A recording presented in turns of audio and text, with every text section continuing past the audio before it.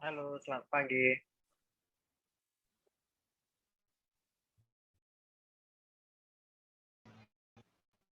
Selamat pagi. Pagi, Pak. Oke, dikabari Pagi, temannya. Pak. Dikabari temannya ya.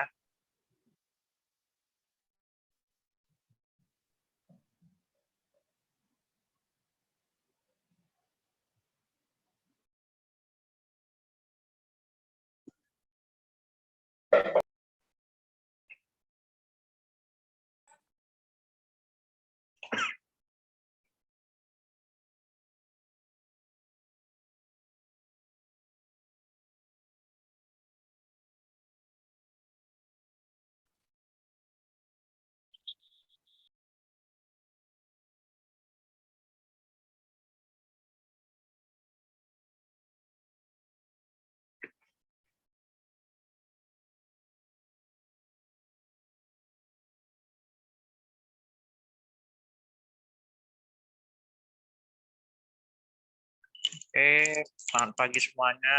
Udah bisa kita mulai? Atau masih nunggu temannya? Selamat pagi, Pak.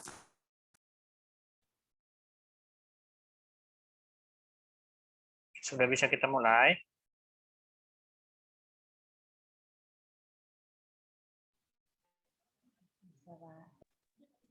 Sudah, Pak.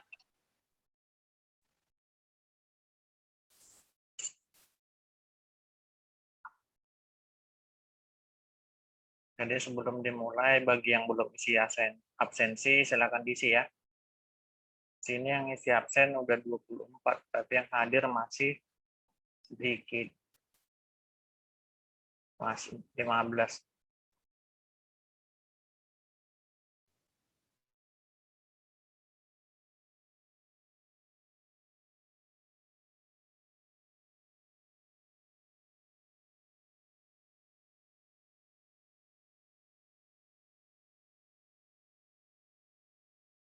Jadi hari ini materi kita tentang teknografi.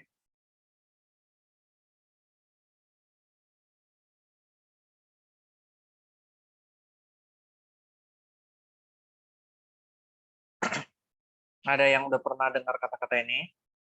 Teknografi.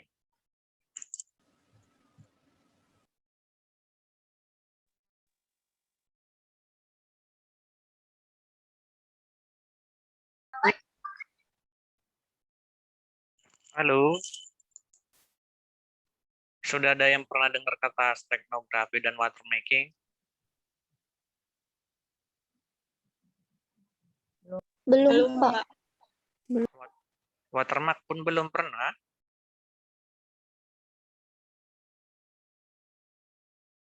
Kalau kalian main TikTok kan ada watermarknya.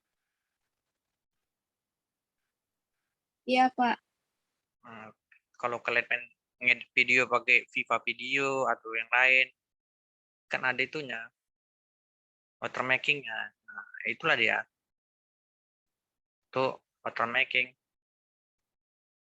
Oke ya. Jadi bagi yang belum pernah dengar teknografi,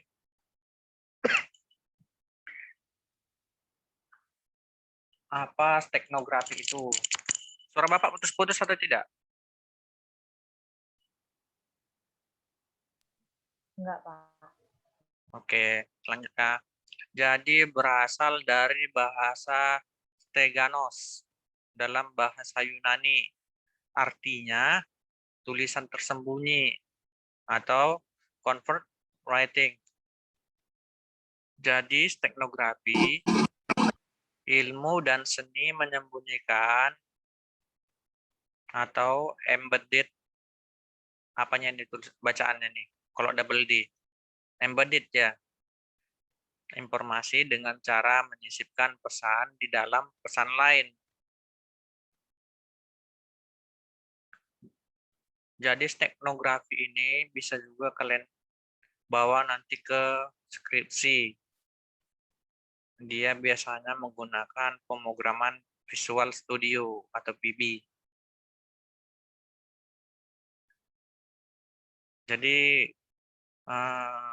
jarang orang mengerti tentang ini. Jadi kalau kalian bawa ini hanya 1-2 orang aja dosen yang mengerti untuk steknografi ini. Enak dong ya, nggak dibantai kan pas mejejo. Tapi ini sulit untuk pemrogramannya. Ini sering dipakai untuk penelitian S2 juga. Jadi steknografi digital, yaitu steknografi pada kata digital dengan menggunakan komputer digital.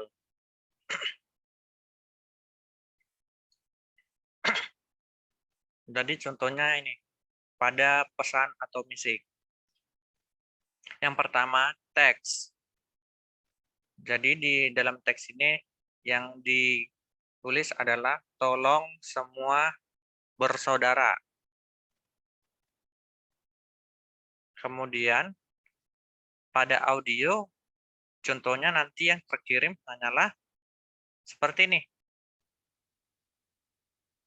Seperti frekuensi kan? Jadi kalau kita mengirim gambar, contohnya nanti seperti ini. Bebaslah mau ngirim gambar apa. Dan video, contohnya seperti ini di bawah. Seperti kita mengirim video. Jadi properti steknografi di sini yang pertama embedded message atau hidden text, yaitu pesan yang disembunyikan. Tapi sebelum kita lanjut, kenapa makin lama makin sedikit ya yang hadir?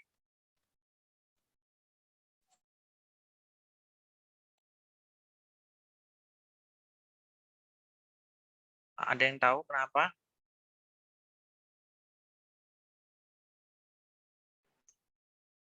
Kurang tahu, Pak. Iya, ini semakin bapak biarin, semakin merajalela.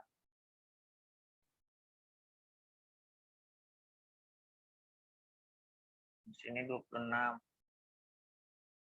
Karena kalian pada awal-awalnya pas masuk kuliah itu banyak loh. Di grup ini ada berapa orang? Coba. Ada 52 kan?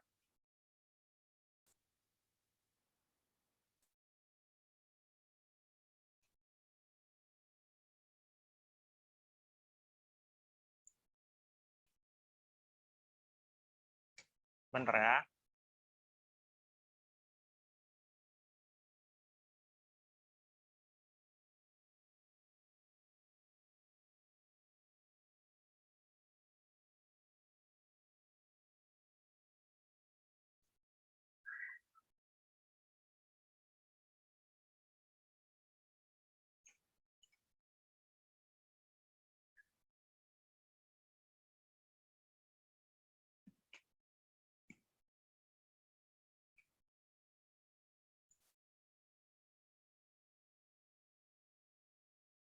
Oke.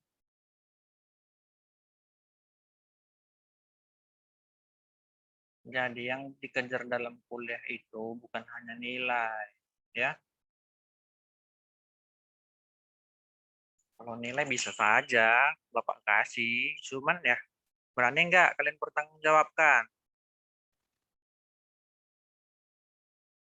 Berani nggak?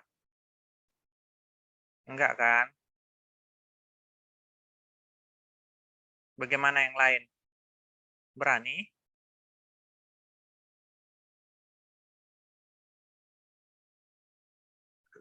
Ayo dijawab dulu, biar kita lanjut.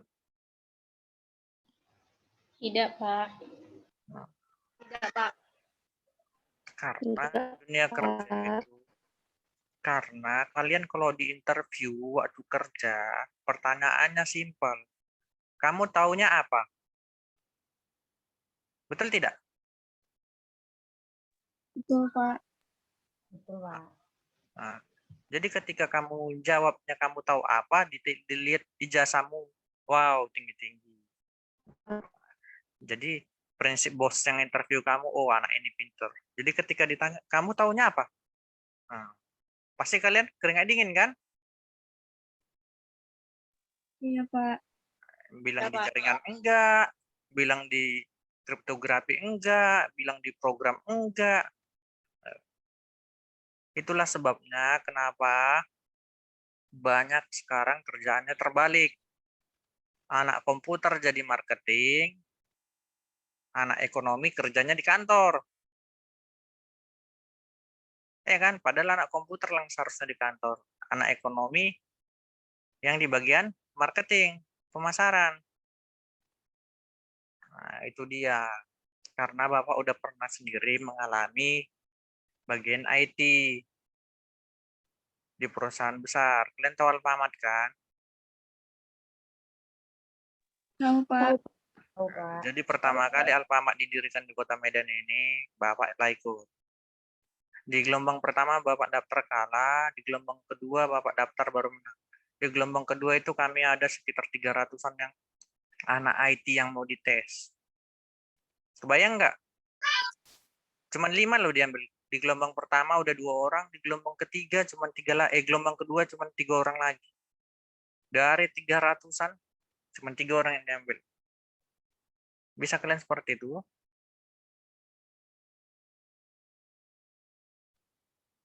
Nah, jadi pada saat itu ditanya, Pak Dedi taunya apa? Ya, Bapak bilang, Bapak mengerti troubleshooting, mengerti jaringan, mengerti database. Program gimana? Mengerti, Pak. Program visual, Bapak bilang. Ya sudah, dites. Tentang database, dites. Saya mau seperti ini, gini. Bagaimana cara pemanggilannya? Dites. Gitu. Coba ini sepertinya. Udah males masuk. Nanti nuntut nilai. Gitu loh. Kalian nggak tahu ya, kan absennya online kan? Iya, Pak. Iya, Jadi, Pak. di absen online Iya. di situ tersedia absensi kalian. Berapa persen kehadiran kalian. Jadi kalau kalian, nih ya Bapak tunjukin. Nah. Jadi berapapun nilai kalian, misalnya nilai 80, tapi kalau absensinya nggak ada, nggak bisa tertolong. Coba nih kalian lihat. Kalian mata pelajaran kelas berapa ini? 4 TIA, salah satu lah ya. Misalnya nih. Coba lihat nih absensinya. Ada yang 14%. Ada yang 50%. Yang 50% ini pas meet kemarin berarti dia hadir terus kan? Betul kan? Ada yang 1 kali hadir nggak pernah masuk lagi. Begitu juga di TIA A02. Ada yang 80%-nya. Si Febri. Saya kasih nilainya 80. Tahu nggak nanti kalau Bapak kasih ini nilai 80, nilainya apa di sini? Ini tetap C, nggak bisa dibantu. Paham? Caranya ini. Paham, Pak. Paham, Pak. Caranya dilihat nih, ini kan 42, 49. Ini disinkronkan dengan absensi kalian tiap minggu masuk. Berubah. Berubah kan?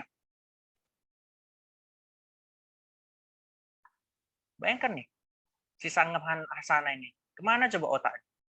7,14% kehadirannya. Saya kasih nilai 75. Karena di kampus melarang ngasih nilai apa? Jelek. Coba nanti saya buat lagi UTS-nya, UAS-nya 75. Terbantu nggak dia? Enggak, Pak.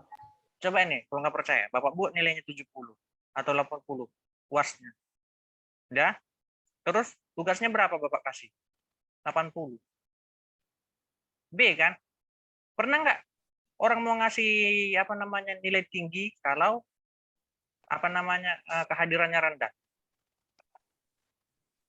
Nggak mau kan? Coba dosen lain, paling dibuatnya ini 70. Nah, udah C. Makanya Bapak bilang, tolonglah kehadirannya. Bukan karena apa. Bapak nggak menuntut banyak lebih. Meskipun yang diterangkan sederhana, tapi kalau kalian nanti interview, ditanya, kalian mengerti. Sepertinya, yang hadir udah 35. Kalau kita cek di sini, masih 26, 7 orang lagi membangkang kan? Nah, 26 sama saya ini, 25. Berarti kemana nih? Yang di absen sini ya, ada 35, 10 orang lagi hilang. Itu dari minggu lalu saya perhatikan, oh kelas ini udah mulai apa? Suka-suka.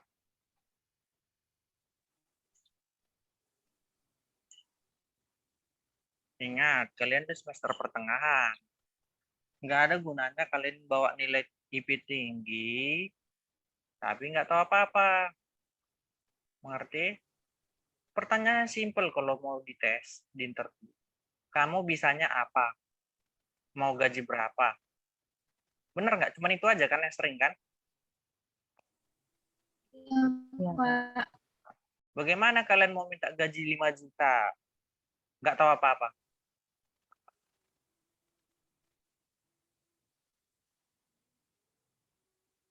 Sedangkan Bapak aja yang diterima di Alfamart aja keluar karena gajinya nggak sesuai. Kalian tahu nggak berapa gaji Bapak di zaman 2012 diterima di Alfamart? Berapa? Ada yang tahu? Pikiran kalian itu anak IT itu besar kali gajinya. Pada saat itu gaji Bapak 25 di Alfamart 2012 keluar. Nggak sesuai kan? IT perusahaan besar segitu gajinya. Sementara masuknya di setengah mati. Iya kan? Iya, Pak. Nah, jadi tolong. Pak. Ya. Bapak kalau soal teori, Bapak jujur, Bapak nggak terlalu pintar. Tapi Bapak dulu jagonya praktek. Jadi setiap kalian harus punya kelebihan masing-masing. Kalian tahunya apa, teori kah, atau praktek kah, atau pemrograman ini. Jadi meskipun kalian nggak ngerti, semua dosen lain pun maklum. Oh mungkin anak ini pandainya di bidang ini. Oh mungkin anak ini pandainya di bidang ini. Makanya nilai kalian selalu ditolong. Karena itu merupakan salah satu syarat untuk mencari kerja. Iya kan? Nilai kan merupakan salah satu syarat kan, IP-nya kan, untuk mencari pekerjaan kan. Nah, Iya, Pak. ketika dosen-dosen sudah membantu kalian untuk memenuhi syarat itu, apakah kalian bertanggung jawab untuk diri kalian sendiri membawakan nilai itu? Tidak. Makanya dari awal harus dilatih. Di tempat kerja itu yang dilihat disiplin. Kalau anaknya disiplin dalam kehadiran, maka bisa dibimbing untuk belajar.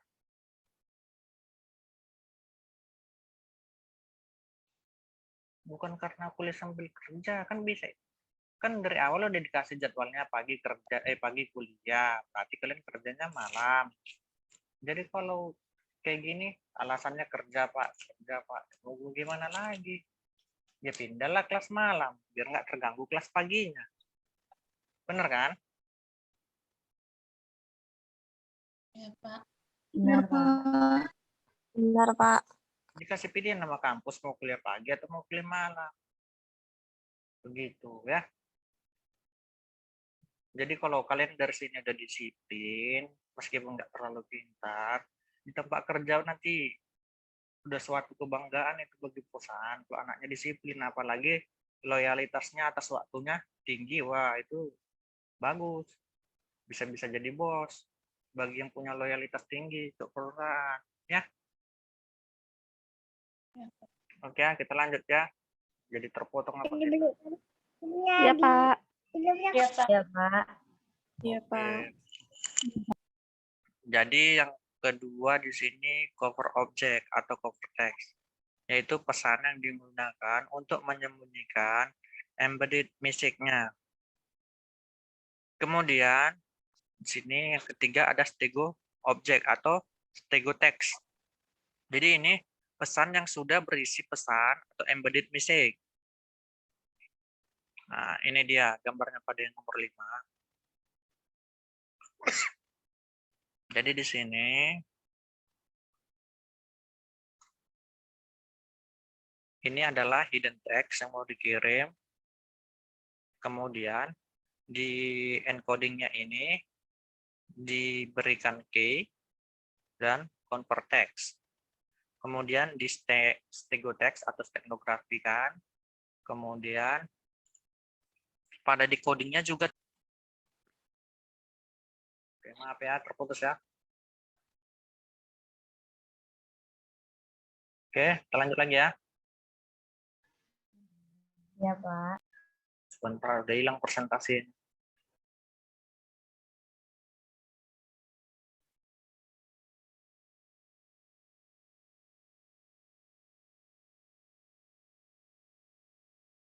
Oke, jadi apa yang dikirim ada dalam bentuk convert text dan key itu juga yang pada decodingnya. Dan akhirnya juga hidden text. Oke, ini pada gambar ini. Di sini ada cover objeknya, kemudian ini ada perhatikan arah tanda panahnya dari cover object dan music to embedded menuju ke embeddingnya. Tetap juga melalui key. Kemudian stego objeknya diarahkan ke ekstraknya. Di dalam ekstraknya juga tetap ada stego key-nya. Kemudian nanti karena yang diproses tadi yang pertama ada cover object dan music to embedded, jadi di sini ada cover object dan ekstrak music-nya.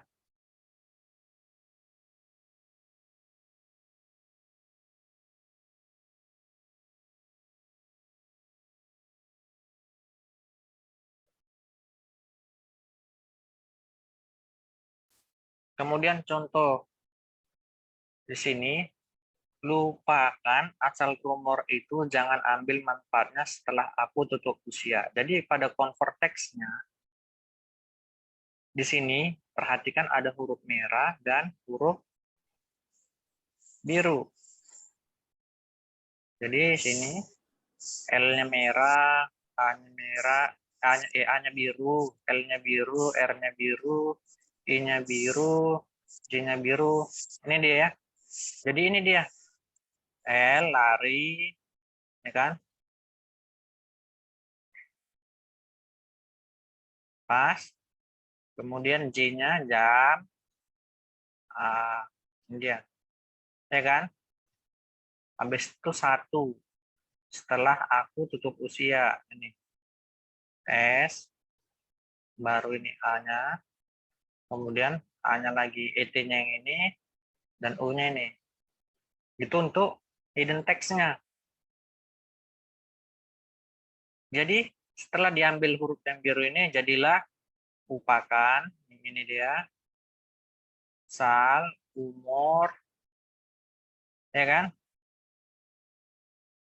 Tu, angan, bil, manfaat, setelah ku utup usia. Itulah dia untuk convert text-nya. Paham? Paham, Pak. Paham, Pak. Jadi setelah di convert text dan hidden text, maka pada stego text-nya kembali seperti yang di atas tadi lagi. Ya. Itulah dia maksud dari gambar yang tadi. Seperti inilah prosesnya kalau mengirim teksnya. Jadi yang diambil adalah huruf awalnya ya untuk hidden text.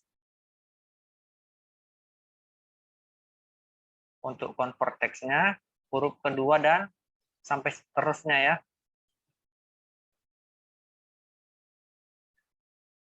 Oke, kemudian di sini ada gambar. Jadi istilah keilmuan serumpun terasa memberi distorsi persepsi pada maksud sebenarnya. Persepsi yang segera terbentuk dengan istilah tersebut adalah pertumbuhan dari akar-akar ilmu membentuk suatu rumpun yang berarti bahwa nuansa historis organisasi atau kelompok unit yang mewadahinya. Jadi ini kalau pada gambar hampir nggak dapat dia bedanya ya. Ini pada hidden text, ini pada cover text, ini pada stego text. Tapi nanti kalau pada programnya, dia ada bedanya.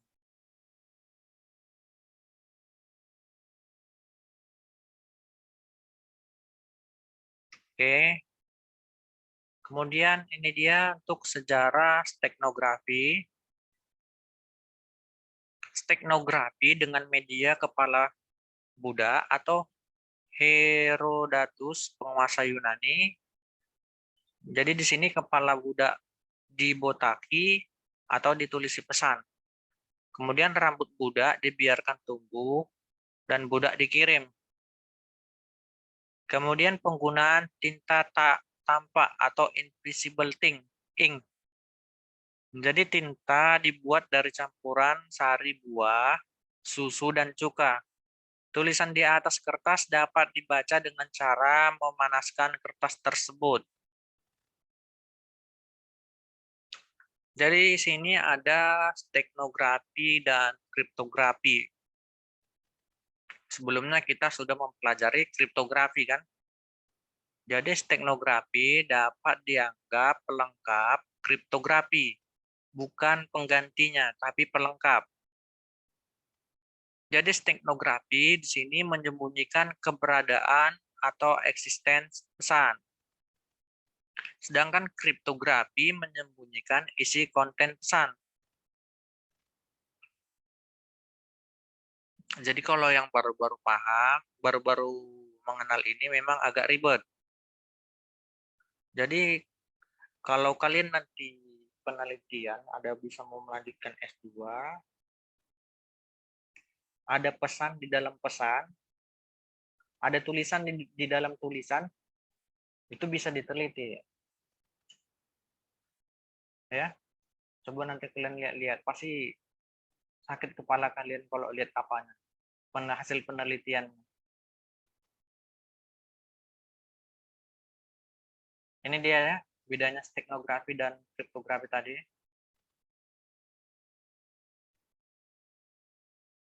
Jadi kalau nanti di dalam PB, seperti inilah.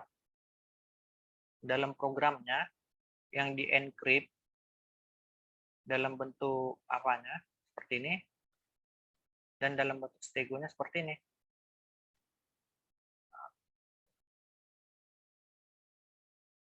Makanya untuk menghasilkan program seperti ini di pemrograman visual, sangat panjang programnya.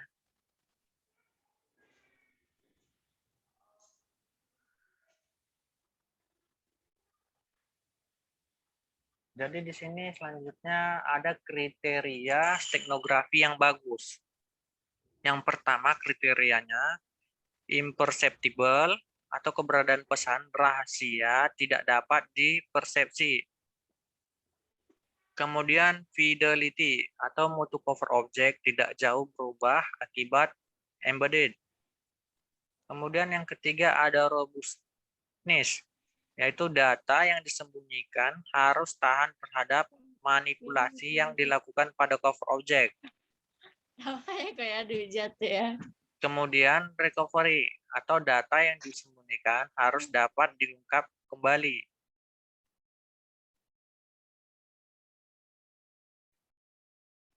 Jadi ada pun teknik yang digunakan pada stegnografi itu yang pertama spatial time domain, yaitu modifikasi langsung nilai byte dari cover object atau nilai byte dapat mempresentasikan intensitas atau warna pixel atau amplitudo. Nah, ini tadi ya yang Bapak bilang kalau di programnya nanti untuk warnanya, untuk setiap warna itu ketebalannya atau apanya beda-beda nanti nilainya. Jadi kalau secara kasat mata dia nggak dapat seperti yang gambar kita ini tadi. Seperti ini. Secara kasat mata sama kan? Tapi kalau secara programnya nanti ada bedanya. dari jumlah itunya ya.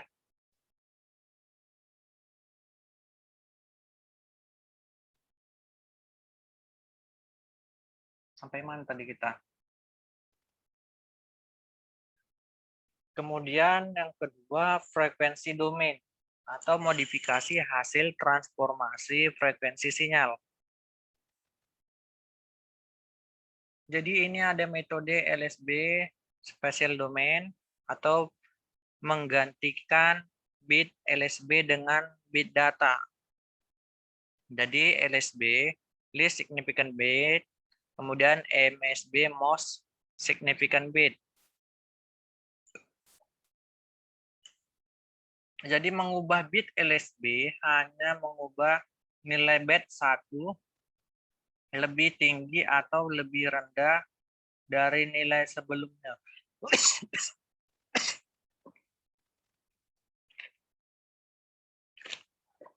Misalkan, cover objek adalah citra.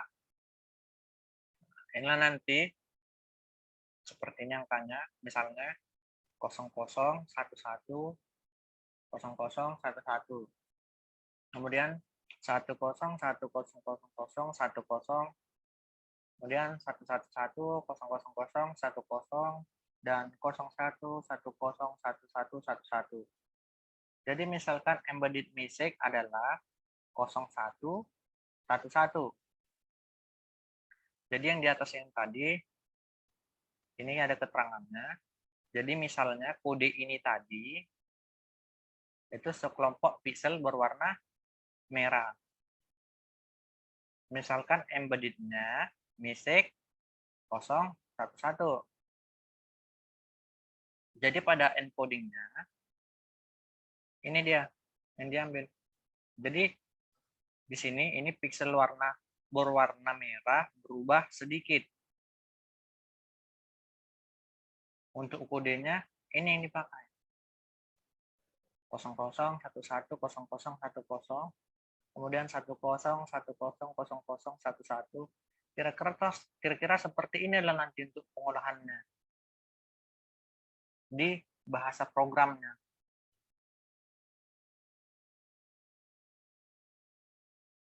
Paham? Jadi yang diubah, lihat nih, yang diubah hanya beberapa. Misalkan ini Korea. Misalkan yang ini tadi 1. Yang diubah hanya nih 0. Kemudian ini tadi ini 0 kan, diubah 1. Kemudian ini 0 diubah menjadi 1. Kemudian ini 1 diubah menjadi 0. Jadi yang di atas ini tadi keterangannya piksel berwarna merah. Jadi ketika dirubah, maka piksel warna merah berubah sedikit. Itu dia ya.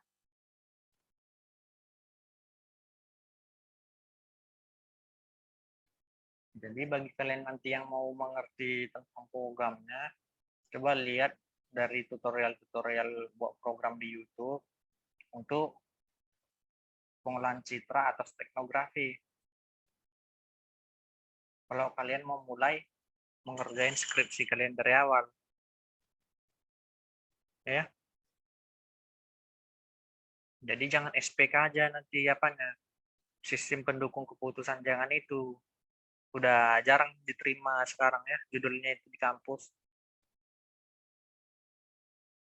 Jadi kalau kalian mau tentang steknografi atau pengolahan citra, harus mengerti juga tentang piksel-piksel.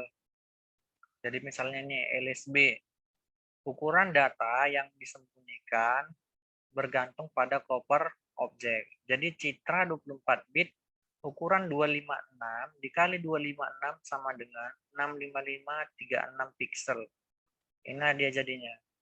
Jadi setiap piksel berukuran 3 bit atau komponen RGB. Tahu RGB kan? Tahu?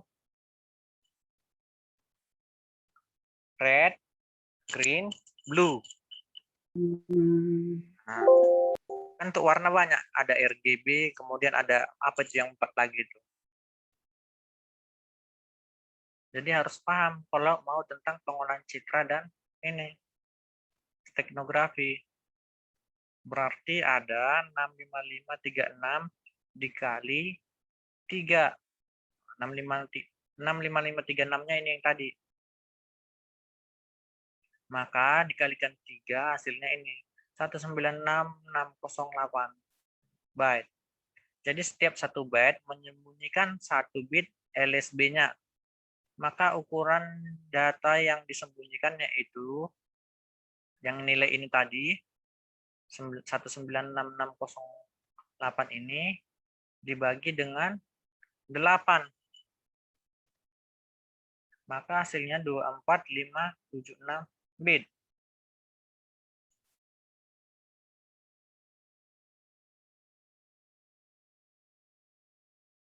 Begitu juga untuk LSB-nya untuk memperkuat teknik penyembunyian data, maka bit-bit data rahasia tidak digunakan mengganti bit-bit byte-byte yang berurutan.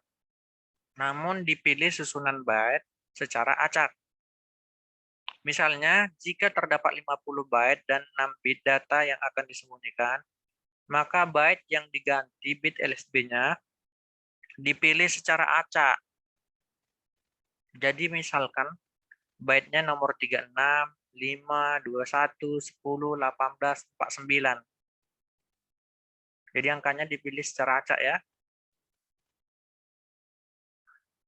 Apa keuntungannya LSB di sini? Keuntungannya mudah diimplementasikan dan diproses encoding secara cepat. Kelemahannya tidak tahan terhadap pengubahan modifikasi terhadap cover objeknya. Jadi di sini ada digital watermarking, yaitu di sini menyisipkan informasi pada produk digital, citra, audio, video, teks dengan maksud memberikan perlindungan copyright atau menyediakan cara untuk validasi data. Itu yang tadi Bapak bilang. Misalnya kalian menggunakan TikTok, video yang disimpan kan nanti ada tulisan TikTok. Atau kalian menggunakan edit data pakai apa? Viva Video. Nanti kan ada Viva Video kan? Jadi tujuannya itu untuk melakukan perlindungan copyright data. Oke, karena berhubung waktu kita tinggal 1 menit lagi, Bapak harap kalian lanjutkan aja ya yang tentang watermarking. Jadi tujuannya seperti tadi, membuat perlindungan untuk copyright-nya. Yang bagi sering main TikTok atau ngedit-ngedit data, pasti mengerti lah itu. Watermark. Watermark dia ya, kalau bahasa Indonesia-nya. Oke, kita lanjut minggu depan ya. Bisa? Bisa, Pak. Baik, Pak. Ya sudah, minggu depan tolonglah materinya dibaca-baca ya, yang tadi. Jadi berhubung waktu juga udah pas-pasan, lanjut minggu depan. Selamat siang semuanya, bye-bye. Siang, Pak. Siang, Pak. Oke. Bagi yang belum absen, silakan isi absensi ya. Iya, Pak. Iya, Pak. Oke, udah bisa keluar. Iya, Pak.